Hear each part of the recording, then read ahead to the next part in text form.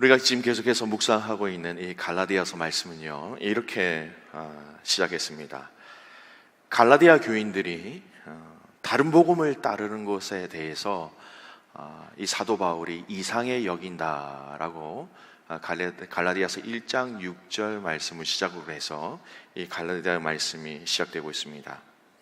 다른 복음, 율법에 얽매여 있는 그 삶에 대해서 다른 복음이라고 얘기하면서 복음은 믿음으로 의롭게 되는 것이다 이야기하고 시작하는 것이 이 갈라디아서의 큰 방향성이었습니다.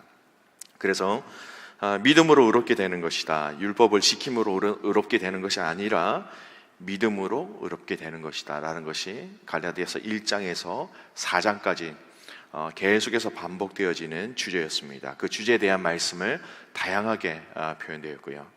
그래서 지난주 말씀은 그런 율법이 아닌 믿음으로 의롭게 되는 사람들은 그 율법에서 이제 자유롭게 살아가고 있다, 그렇게 얘기하시면서 성령으로 믿음을 따라 살아야 한다라고 그 말씀에 대한 부분들을 얘기했습니다. 그리고 좀 더 구체적으로 그 삶은 사랑으로 서로 종로를 하는 것이다, 좀 더 확장되어서 내 이웃 사랑하기를 내 자신같이 하는 거다라고 말씀하시면서 그것이 온 율법이 이루어졌다라는 말씀으로 그 말씀을 매듭했습니다. 지난주 말씀 전했던 말씀이죠. 간단히 그 말씀 다시 한번 더 정리하면요, 믿음으로 의롭게 된 사람들은 성령께서 믿음을 주심으로 가능하고, 또 그 성령께서 주신 믿음으로 이렇게 의롭게 된 사람들의 삶은 특히 사랑으로 서로 종로를 하는 그런 삶을 사는 것이다.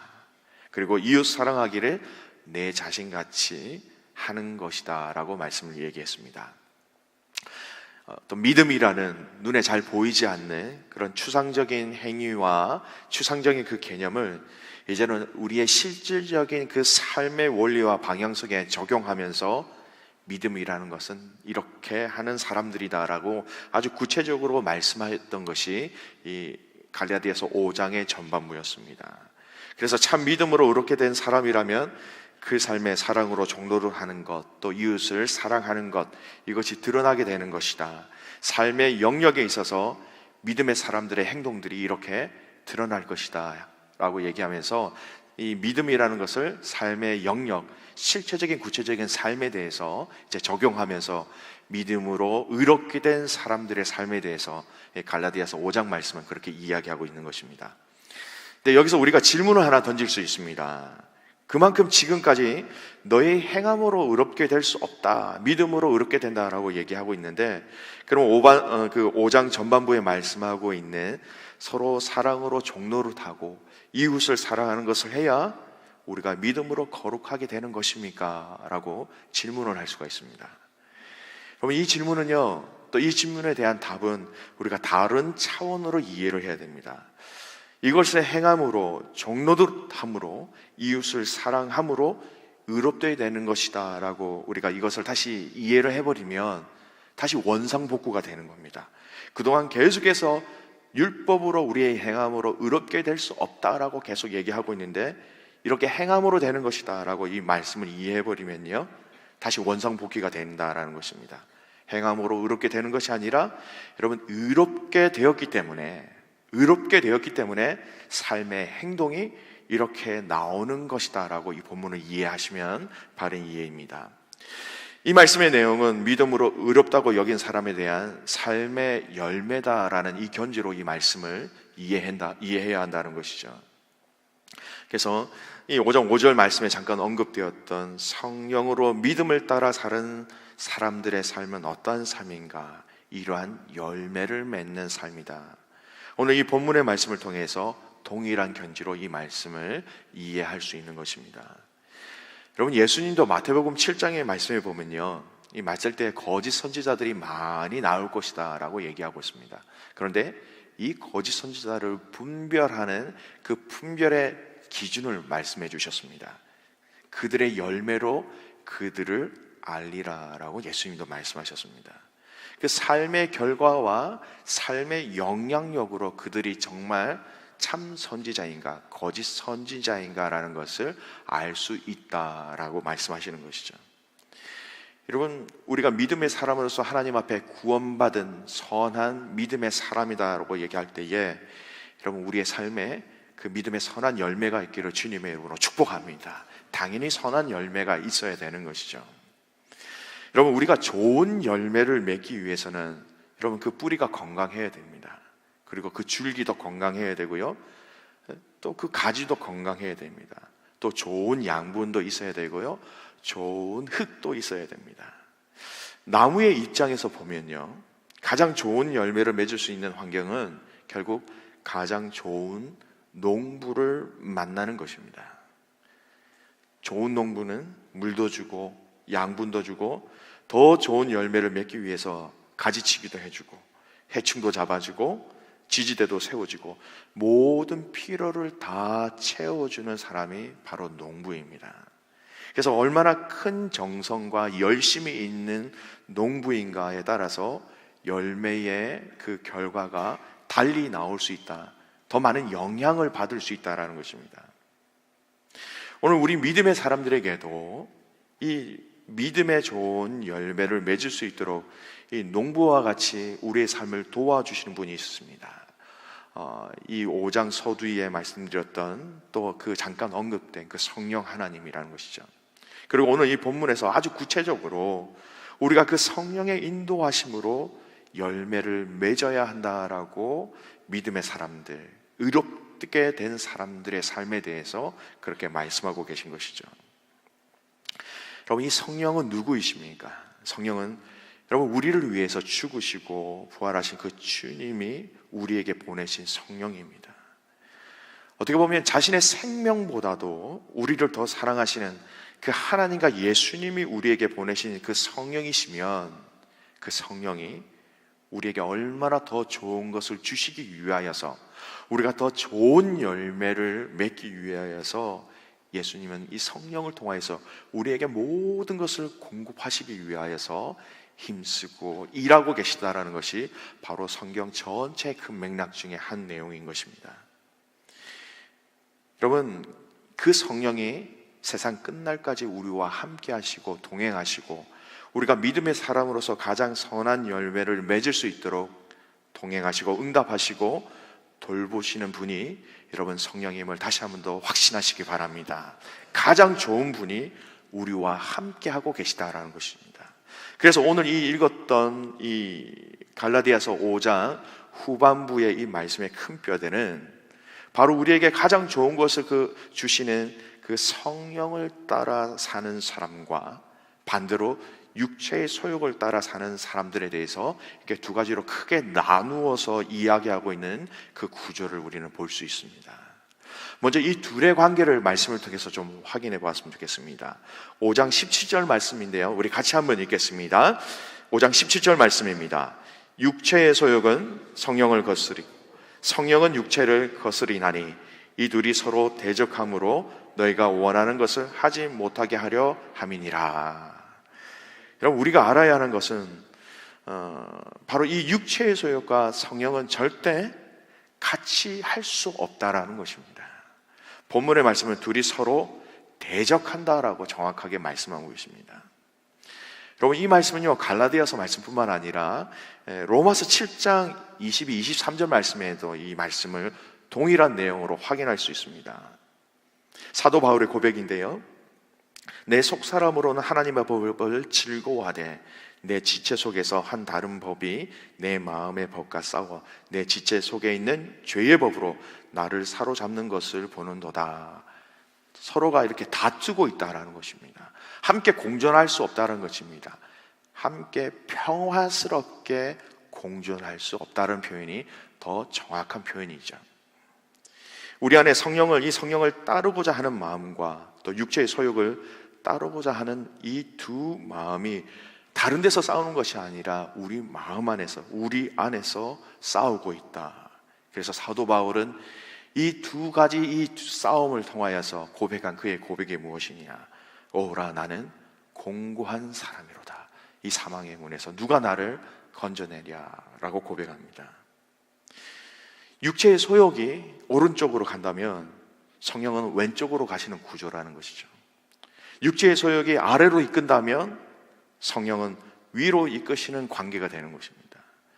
여러분, 우리가 성령을 따라 행하지 않는다면 그것은 육체의 소욕을 따라 살아가는 사람이다라고 단정 지을 수가 있습니다. 여러분, 중간지대가 없습니다. 이러지도 저러지도 못하고 있는 것은 결론적으로는 여러분, 성령을 따르지 못하고 있는 우리의 삶을 그대로 드러내는 것이죠. 여러분, 신앙의 회색지대는 여러분 없습니다. 우리가 성령을 따르든지 아니면 육체의 소욕을 따르든지. 오늘 본문을 보십시오. 두 가지 큰 부류로 나누셨습니까? 중간에 회색지대에 대한 언급은 전혀 없습니다. 성령을 따라 사는 사람, 아니면 육체의 소욕을 따라 사는 사람.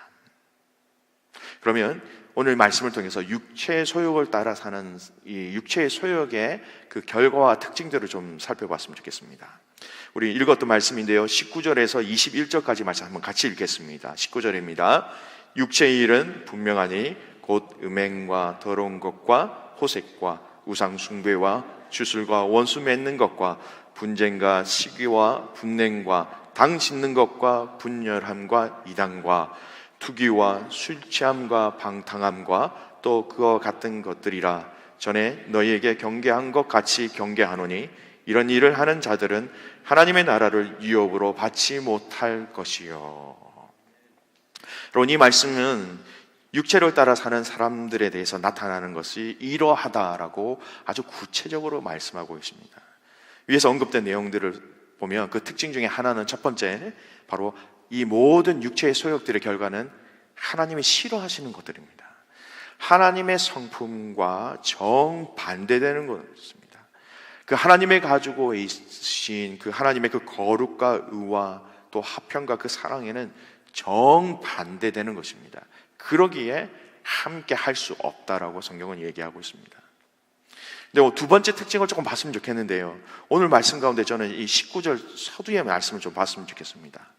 그 육체의 일들이 우리의 삶에 애매모호하게 드러나는 것이 아닙니다. 분명히라고 얘기하고 있습니다. 육체의 일은 분명하니라고 얘기하고 있는 것이죠. 우리의 삶에 있어서 긴지 아닌지 모호하게 드러나는 것이 아니라 육체의 일은 분명하게 드러난다고 오늘 말씀 우리에게 이야기하고 있습니다. 우리가 이것이 육체의 소욕인 것을 분명하게 우리도 알 수 있다라는 메시지인 것입니다. 여러분, 헷갈리지 않는다는 것이죠. 사랑하는 귀한 성도 여러분, 우리가 신앙생활하는 과정 속에 육체의 소욕은 결코 혼동할 수 없다는 것을 여러분 기억하시기 바랍니다. 여러분, 우리가 하나님 앞에서 범죄하며 때로는 우리가 넘어질 때에, 우리가 실수를 할 때에, 여러분, 그것이 명확하지 않아서 우리가 실수하는 것이 아닙니다. 이게 하나님이 기뻐하시는 것인가, 하나님이 기뻐하시지 않는 것인가, 그게 애매모호해서 우리가 범죄하는 것이 아니라, 여러분, 우리의 믿음이 부족하기 때문에 넘어지는 것입니다. 우리가 하나님 앞에서 넘어질 때가 있을 수 있는 것이죠. 그 일이 그런 것일지 몰랐습니다. 몰랐어요.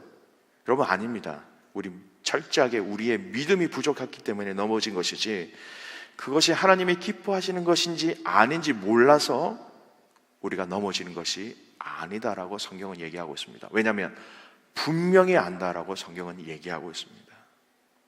또 하나 이 특징이 뭐냐면요, 육체의 소욕으로 살아가는 사람들이 맺는 그런 많은 일들을 통하여서 오늘 그들을 향한 하나님의 결론이 있습니다. 21절 말씀에 보면 하나님의 나라를 유업으로 받지 못할 것이다. 하나님의 나라를 유업으로 받지 못할 것이다 라고 얘기하고 있습니다. 하나님의 백성으로서 하나님의 백성이 누리는 축복을 받지 못할 것이다. 여러분, 하나님 나라라는 그 개념을 우리가 작년에 하나님 나라라는 주제로 이 수요 예배에 계속해서 말씀을 약 한 달 정도 말씀을 나누었습니다. 여러분, 공간적, 시간적 개념을 뛰어넘는 하나님의 나라라고 우리 말씀을, 하나님 나라의 정의를 그렇게 들었습니다. 천국, 천당이라는 개념으로 우리가 통상적으로 이해하고 있었지만요, 작년 그 수요 예배를 통하여서 이 하나님의 나라라는 것은 하나님이 다스리시고 하나님의 백성들이 그 하나님의 통치하심을 받는 것이 바로 하나님 나라다라고 우리가 그 하나님 나라의 개념을 그렇게 정했습니다. 우리의 삶 속에서 그 하나님이 우리를 인도하시고 다스리고 통치하시고 동행하시고 그렇게 할 때에 그것이 우리는 하나님의 나라다라고 개념적으로 그렇게 정의를 내렸습니다. 그래서 우리가 하나님의 통치하심을 받는 믿음의 자녀라면 여러분 이미 하나님 나라가 우리에게 임했다라고 우리가 그 말씀을 통해서 결론을 맺었습니다. 신학적인 용어로 already, not yet이라는 단어로 설명을 드렸습니다. 여러분 이런 하나님 나라라는 이 정의의 개념으로 볼 때에 하나님 나라를 기업으로 유업으로 받을 수 없다라는 말씀은요 이렇게 설명할 수가 있습니다. 육체의 소욕으로 사는 사람은 하나님의 통치하심을 경험하지 못하게 된다라는 겁니다. 하나님의 다스리심을 그가 받지 못하게 된다는 것입니다. 그런 맥락으로 오늘 본문을 이해할 때에 하나님 나라를 유업으로 받지 못할 자라는 것은 이미 하나님의 손 밖에 나간 자들, 하나님 손 밖으로 버려진 자들, 하나님의 통치하심을 받지 못할 자들이다라는 의미가 하나님 나라를 유업으로 받지 못할 것이다 라는 말씀으로 우리가 해석할 수 있는 것입니다. 신학적 용어로 따지면 유기입니다. 갖다 버려졌다라는 의미입니다.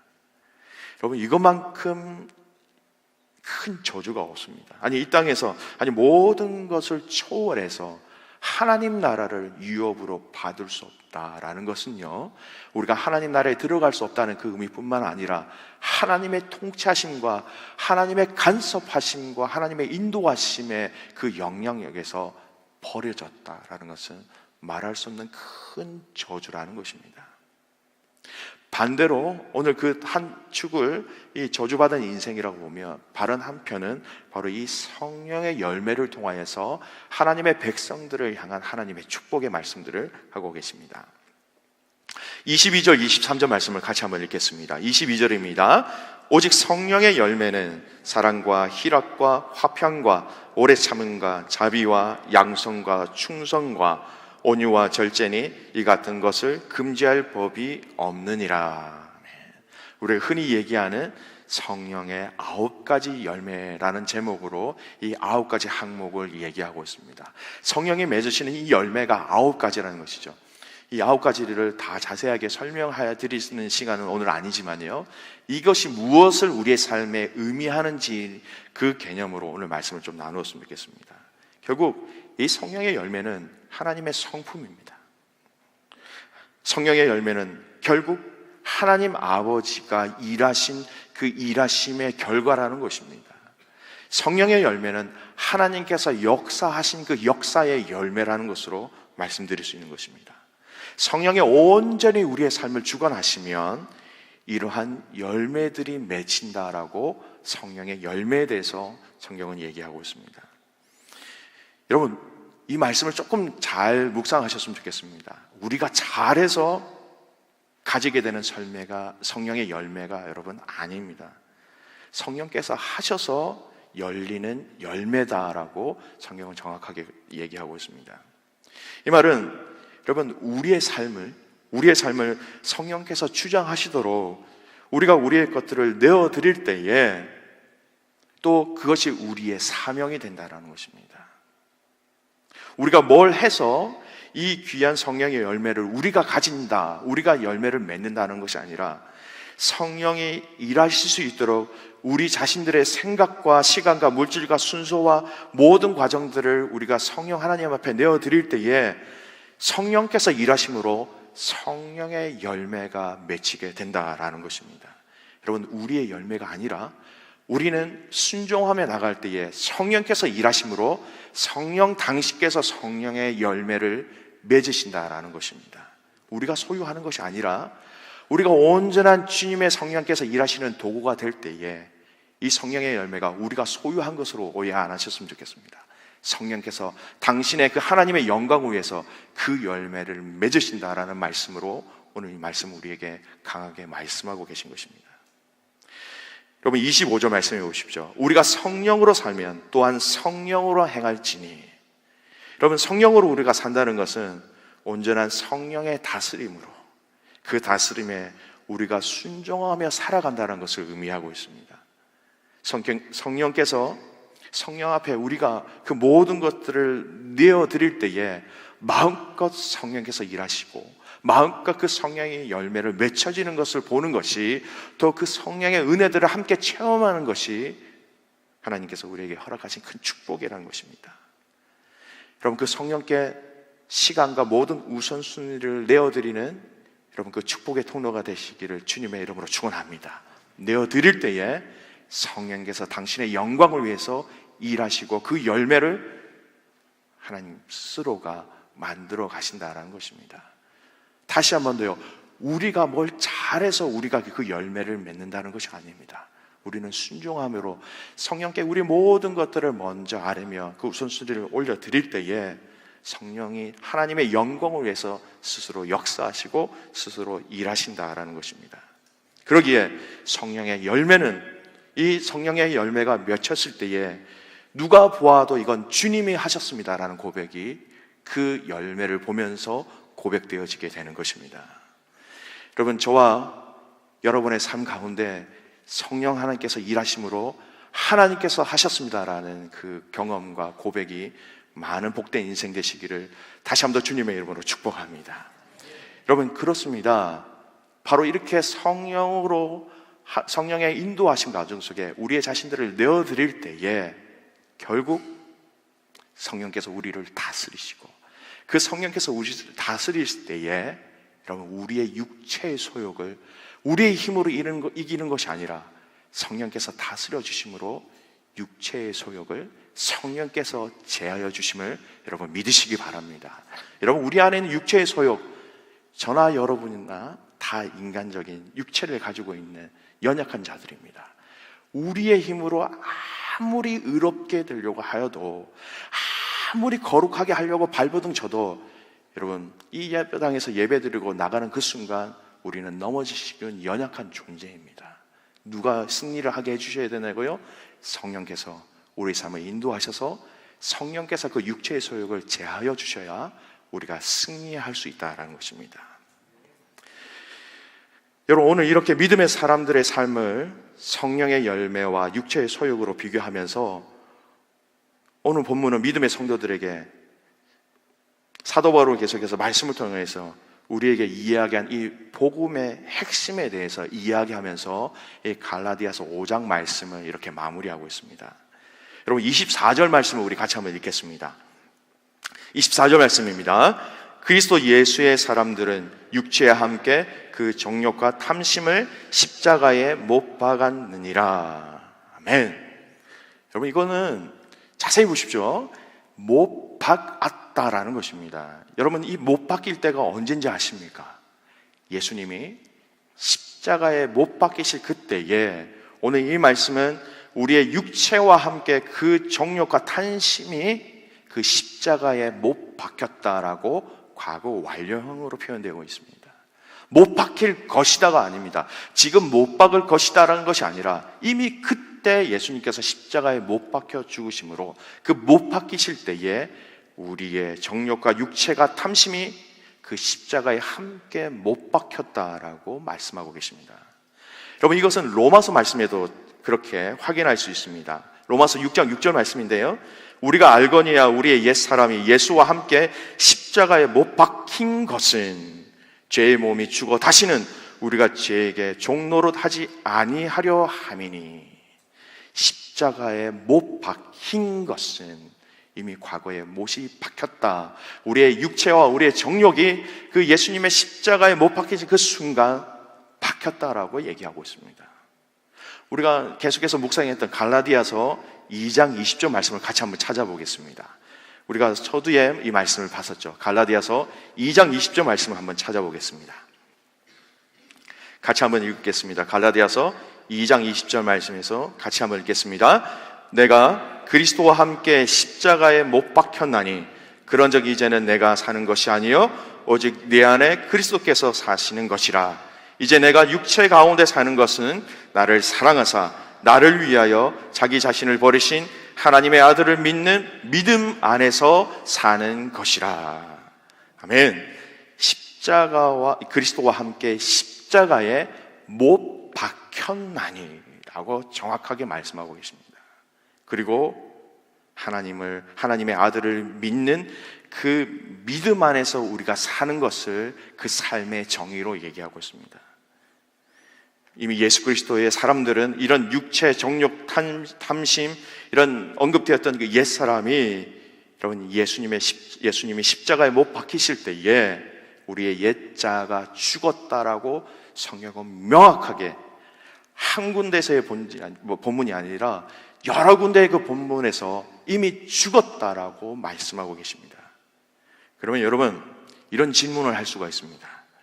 그러면 지금 이 땅에 살아가는 우리들에게 우리 마음에 드는 생각 가운데 육체의 정욕과 탐심을 주는 건 도대체 무엇인가? 죽었다고 하는데 내 안에 있는 이 부분들은 무엇인가? 질문을 하게 됩니다. 우리 사랑하는 믿음의 성도 여러분, 같이 저를 한번 따라 하셨으면 좋겠습니다. 허상에 속지 말자. 다시 한 번 더요. 허상에 속지 말자. 여러분, 허상에 속지 말아야 한다는 것입니다. 사단은 속이는 자입니다. 말씀을 통하여서 이미 죽었다고 선포하시는데 우리의 연약한 부분들을 통하여서 사단은 그것이 죽지 않고 살아있다라고 얘기하면서 허상으로 우리를 공격하고 우리의 마음을 속이고 있는 것입니다. 성경은 분명히 죽었다고 얘기합니다. 마귀는 우리에게 우리의 육체의 허상으로 다가와서 우리를 유혹하고 우리를 넘어지게 하는 자입니다. 그래서 사단은 속이는 자라고 성경은 얘기하고 있습니다. 고린도후서 2장 11절 말씀은 이는 우리로 사탄에게 속지 않게 하려 함이라 우리는 그 계책을 알지 못하는 바가 아니로고 말씀하고 있습니다. 사단은 우리를 계속해서 이렇게 막 속입니다. 너 안에 있는 더러움, 연약함, 이것을 통해서 자꾸 우리를 죄책감을 가지게 만드는 것입니다. 그래서 그 죄책감을 내 힘으로, 내 의지로 어떻게 극복해 볼까 하고 있는 그것이 마치 신앙생활을 하는 것처럼 우리가 오해할 때가 있다는 것입니다. 사단이 얼마나 그 괴력이 있냐면요, 계시록 12장 9절에 사단은 온 천하를 꾀하는 자라고 얘기하고 있습니다. 그럼 우리가 속지 말아야 될 것은 이미 우리의 옛자는 예수 그리스도가 죽으실 때, 여러분, 우리의 옛자가 죽으심을 여러분 믿으시기 바랍니다. 사단의 그 속이는 그 속임에 넘어가지 않기를 바랍니다. 죽었다고 말씀하시는데 사단은 우리의 연약한 가운데 마치 우리의 육이 살아있는 것처럼 또 우리를 속이고 있는 것입니다. 사단이 만든 그 허상에 속지 않기를 바랍니다.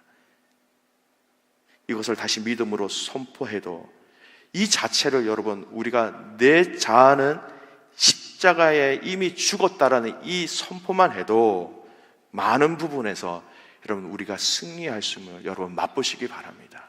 우리에게 여러 유혹과 여러 가지 시험거리가 다가올 때마다 나는 죽었어, 나는 십자가에 죽었어 라고 믿음으로 선포하실 때에 여러분 그 선포 가운데 일하시고 도우시고 역사하시는 성령의 능력을 체험하는 저와 여러분 되시길 간절히 소원합니다.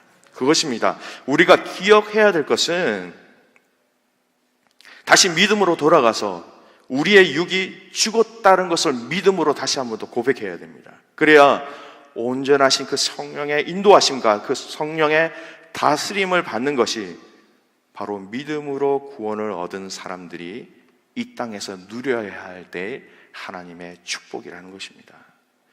여러분, 우리가 믿음으로 구원을 받았습니다. 믿음으로 의롭다 하심을 받았습니다. 또한 삶의 영역에서도 우리의 옛자가 죽었음을 여러분 믿음으로 확신하시기 바랍니다. 그 진리는 계속해서 사단이 우리를 믿지 못하도록 계속해서 우리의 연약한 가운데 다가온다는 것입니다. 그리고 방해한다는 것입니다. 내가 죽었습니다. 내가 십자가 앞에 죽었습니다. 이 죽음을 믿음으로 선포할 때에 성령 하나님이 우리를 온전히 다스리심을 여러분 경험하시기 바랍니다. 여러분, 믿음은 실제입니다. 마음속에 믿습니다. 물론 그것도 믿음이지만 여러분, 믿음이 우리의 삶 가운데 얼마나 큰 영향력을 주고 있으며 이 믿음으로 우리가 악한 사탄 마귀와 싸워 승리함을 여러분 맛봐야 되지 않겠습니까? 그 믿음으로 승리를 맛볼 때에 여러분 맛본 자들이 계속해서 이길 수 있는 것입니다. 고린도전서 15장 31절 말씀입니다. 형제들아, 내가 그리스도 예수 우리 주 안에서 가진 바 너희에 대한 나의 자랑을 두고 단언하노니 사도 바울의 고백입니다. 나는 날마다 죽노라. 이미 내가 죽었지만, 이미 내가 죽은 것을 날마다 나는 확인하며 돌아보고 있다라는 것입니다. 여러분이 이미 죽었고 그 죽음을 날마다 믿음으로 선포하시길 간절히 소원합니다. 그래야 성령 하나님이 우리를 다스리시고 그 성령께서 우리를 다스리심으로 믿음의 사람들이 성령의 역사하심의 도구가 되어서 성령의 열매를 성령께서 맺히고 열리게 하신다는 것을 우리가 경험하고 맛보게 된다는 것입니다. 여러분, 이 땅에 살아가면서 우리가 그 성령의 열매를 맛본다는 것은 얼마나 큰 축복인지 모릅니다. 말씀의 결론을 맺겠습니다. 여러분, 우리가 믿음으로 하나님 앞에 의롭다 되었다라는 것은요, 갈라디아서 1장에서 4장까지의 말씀 계속해서 우리의 율법이 아니라 우리의 육체적인 행함과 우리의 의가 아니라 이것은 믿음으로 의롭게 된다라고 얘기했을 때에, 여러분, 그 믿음으로 의롭게 된 사람들은 그 믿음으로 말미암아 성령의 다스리심을 경험하게 되는 것이고, 또한 이 땅에서 실제적인 우리 삶 가운데 우리의 옛자가 죽었습니다라고 믿음으로 선포할 때에, 여러분, 믿음과 또 실제적인 삶 가운데 그 믿음의 역사가 온전히 연결되어진다라는 말씀으로 오늘 갈라디아서 5장 말씀은 그렇게 결론을 맺고 있습니다. 여러분, 우리의 믿음이 실제가 되길 간절히 소원합니다. 실제가 되어서 이 믿음을 가지고 믿음의 방패와 믿음의 건강, 믿음으로 선포되어지는 그 모든 일 가운데 여러분, 놀라운 하나님의 능력과 하나님의 위로와 또 오늘 성경에 말씀하고 계시는 그 성령의 열매를 깊이 맛보고 그것을 많은 사람들에게 나누어주는 축복의 통로가 되시기를 주님의 이름으로 축원을 드립니다. 제가 말씀을 기억하시면서요, 우리 함께 하나님 앞에 찬양했으면 좋겠습니다. 우리가 주일 예배 때 부른 찬양인데요, 십자가 그 위에 나 죽었네, 그 사랑 내 속에 강같이 흐르네. 주님, 제가 이 십자가 앞에 이미 죽었습니다. 이 죽은 내가 하나님 이 믿음으로 고백할 때에 성령께서 함께 하셔서 나를 다스려 주시고, 하나님 그 다스림을 통하여서 성령께서 나를 통하여 역사하시고 일하시는 그 귀한 열매들을 맺을 수 있는 축복의 통로로 나를 사용하여 주십시오. 기도하는 마음으로 함께 찬양했으면 좋겠습니다.